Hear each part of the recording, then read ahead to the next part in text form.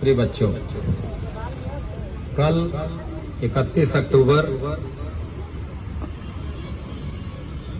इस देश की तमाम रियासतों को एक करके और भारत संघ में विलय कराने का एक असंभव जैसा कार्य जिनके द्वारा किया गया, वो कौन थे? हमारे सरदार वल्लभ भाई पटेल, हमारे स्वतंत्र भारत के पहले गृह मंत्री थे वे।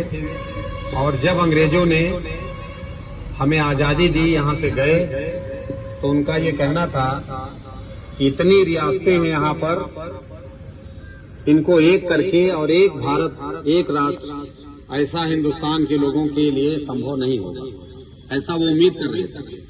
लेकिन सरदार वल्लभ भाई पटेल ने, उनको इसीलिए सरदार और लौह पुरुष भी कहा जाता है, वे अपने इरादों के, अपने विचारों के प्रति बहुत दृढ़ थे, बहुत सोच समझ कर निर्णय लेते थे और फिर उस पर वो अडिग भी रहते थे।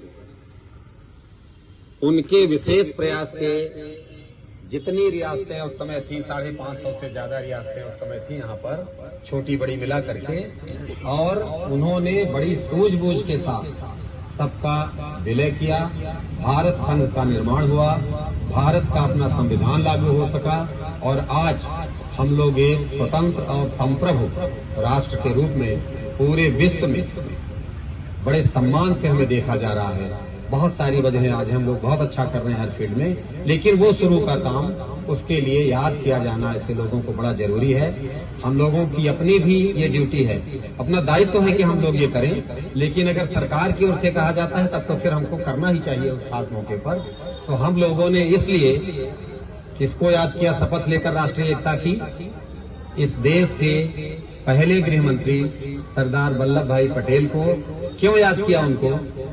इसलिए कि देशी रियासतों का भारत संघ में विलय जो बहुत असंभव जैसा काम था, उनकी सूझबूझ से हो पाया।